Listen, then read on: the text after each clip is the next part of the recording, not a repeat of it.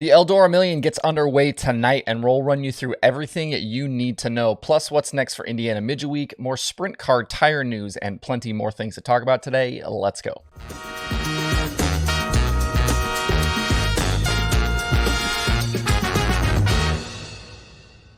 Today is Wednesday, June 8th, 2022. Welcome into Dirt Tracker Daily. I'm Justin Fiedler. Today is the day, folks. The Eldora Million kicks off at Eldora Speedway, with tonight being the event's prelim night and tomorrow being the big show. We'll then follow that up with the 28th Dirt Late Model Dream Friday and Saturday. Both prelim nights will feature dual programs with main events paying $12,000 to win.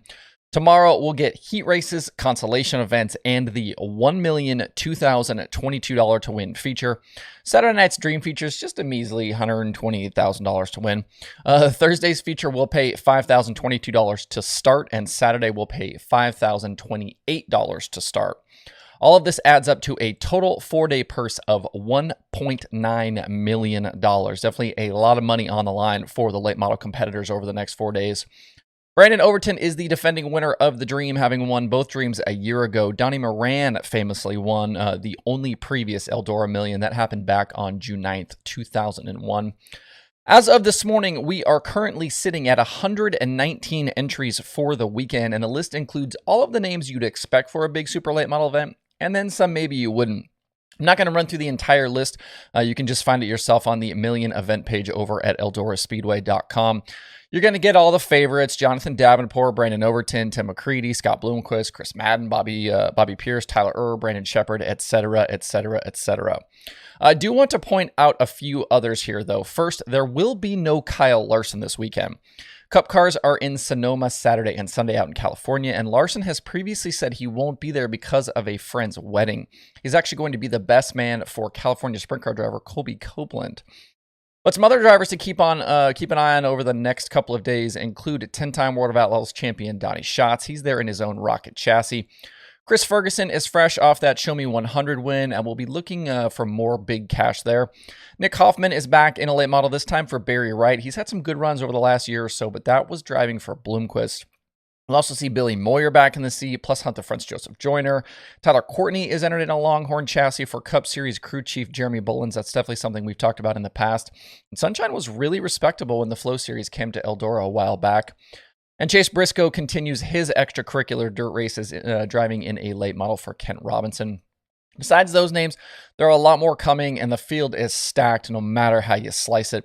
I think whoever comes out on top this week will have definitely earned it. We'll get into some more stats and things on tomorrow's show, but I am building out an Eldora late model special event section at dirttracker.com. And right now I've got results in for the world events from 2021. Those are obviously the most recent big super late model races at Eldora. And just kind of getting just a very kind of precursory look at that stuff, we can start to get an idea of who to pay attention to this weekend. And the names won't surprise you here: Tim McCready, Brandon Overton, and Jonathan Davenport, all with a bunch of top fives. Add in Fergie and Dale McDowell in top tens. Throw in Hudson O'Neal, Jimmy Owens, and Bobby Pierce in average finish. And those are just a few names to look at tonight in prelim action. I've got day job stuff to take care of this morning, and then my plan is to kind of spend the rest of the afternoon getting a bunch more race results dumped into the database and those pages built out for that Eldora Analytics section. Should be able to share it on the site later today publicly. I think we'll even do some win predictions for the weekend as well once I kind of get more results in there. And if all of this wasn't enough, the big money, the big driver field, we've got this weird subplot that's developed in the last few days of the track conditions. Remember, it was just a few short days ago that Josh Richards was injured at Eldora because of a heavy and rough surface, and track owner Tony Stewart and his staff have decided at the last minute here to make changes. It appears as though they are taking off the top layer of dirt that they recently put down, and then they're completely reworking the track. A lot of photos have been floating around kind of over the last 24 hours of heavy equipment at the track as work is ongoing. If you're watching this on YouTube, the images I'm showing you are from Dirt on Dirt. How the surface will play into all of this will be something to watch closely over the next 4 days. So like I said, you got big money, a big field, and track question marks. I think that should lead to a lot of intrigue. And we'll have more stuff kind of over the next few days on this show, across the Dirt Tracker social channels. So stay tuned for all of that. If you want to watch the racing this weekend and aren't going to Eldora, Flow Racing has the live stream. If you don't have a Flow subscription and need one, click the link below in the YouTube video description or click the Flow links over at dirttracker.com. You can grab your pass through those links, and then that also helps me out at no extra cost to you. Drop me a comment below. Let me know your thoughts on what you think will happen tonight and through the weekend, maybe your own win picks and your thoughts on all of the stuff, Eldora Million and Dream. Well, while the big focus of the dirt racing world will be on Eldora and the first night of the Million tonight, Indiana Midget Week is back in action after 2 days off. They head to Circle City tonight in Indianapolis with 3 nights in the books already. Buddy Kofoid continues to lead both the season-long standings and the Midget Week points following multiple wins. I guess it was 2 wins in 3 nights over the weekend. And then he also had a second-place finish over on Sunday. We talked on Monday's show about the slide or die culture that has kind of taken hold of midget racing right now. And we'll see tonight if cooler heads will prevail or if things are still pretty amped up here.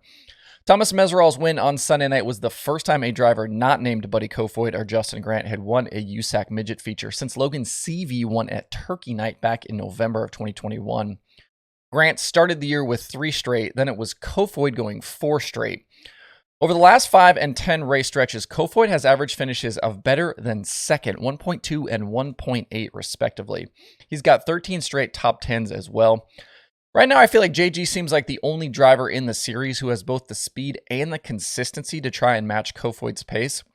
Definitely think we'll see plenty of other drivers win this season and get good finishes, but I have a hard time believing anyone will be able to match Kofoid in kind of stringing together enough good finishes to keep up with him night in and night out. I think Grant is the best possibility, but he's already 52 points back, and if you go to third, Mitchell Moles is 159 back. So things, I think, feel like they got out of reach here really fast. USAC Midgets have made just 1 stop at Circle City. It was last year during Midget Week. California driver Corey Day picked up his first career national midget win that night driving for Clausen Marshall. He topped Kevin Thomas Jr. and Brady Bacon in that event.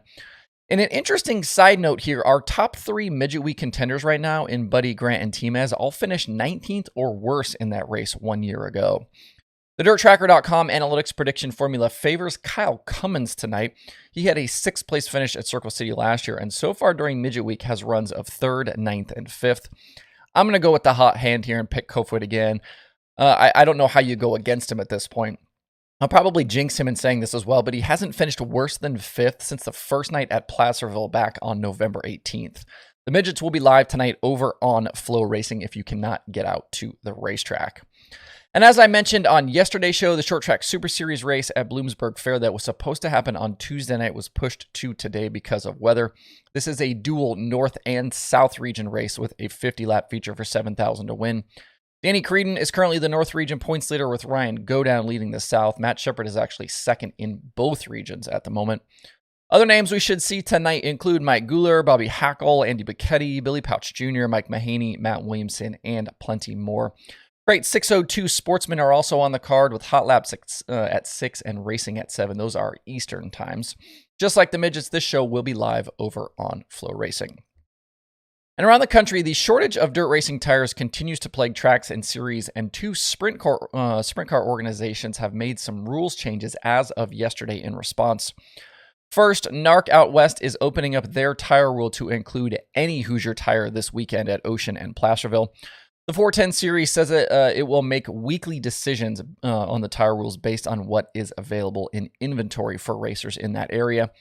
And in the Midwest, the MOA Sprint Car Series is changing how it awards points because of the tire shortages. Starting with this weekend's races at Jacksonville and Fairbury, teams will basically just be awarded show-up points for participating in MOA events. No heat race points, passing points, or finish position points will be given out. I've also seen some complaints here and they're on social media about teams testing or getting in practice nights and where they're kind of getting tires for those sessions. Sprint car team owner and crew chief for Kyle Larson had an interesting reply when he was pressed about a recent test that they had at Knoxville. He tweeted, quote, "We don't have special access to tires at all. We just try hard to stay on the front side of the tire shortage. Racing is our business/income, so it's our job to try and always have supplies to race," unquote. Makes pretty good sense to me. And if you know anything about Paul Silva, he is incredibly frugal when it comes to his operation, often running used tires on his car, and that was even before the tire shortages. The tire supply feels like it will continue to be a moving target as the summer progresses. Every Wednesday, we spotlight other dirt racing podcast episodes, and there is a bunch of new stuff this week. Winged Nation has a bunch of new shows in their feed, including live stuff from the Weikert Memorial. Loud Pedal has Tyler Rohrig. There's a new Dirt on Dirt video cast for the Eldora Million. Forward Bite has Donnie Moran. QuickTime has Ty Williams. Dirt Tracks and Rib Racks has Paul May. The XR Super Series podcast has Chris Ferguson. All Gas No Brakes has Scott Bloomquist and Joey Coulter, and there are new episodes of The Dirt Nerds and The Dirt from Knoxville. To see the full list of shows and episodes, hit up dirttracker.com/podcasts. And there are 7 shows on the streaming schedule today. Flow Racing has the Eldora Million, Indiana Midget Week from Circle City, the Short Track Super Series from Bloomsburg Fair, a weekly action from Action Track USA and Flow 24/7. And Speed Sport has IMCA Racing from McLean County and now 600 Micros from Caney Valley. To see the full daily streaming schedule with links to watch, visit dirttracker.com/watch tonight. That's it for the show today. Have a good Wednesday. If you have thoughts about the topics on today's show, please leave them in the comments below or tweet at me. Thanks everybody for tuning in. We'll see you tomorrow for more Dirt Tracker Daily.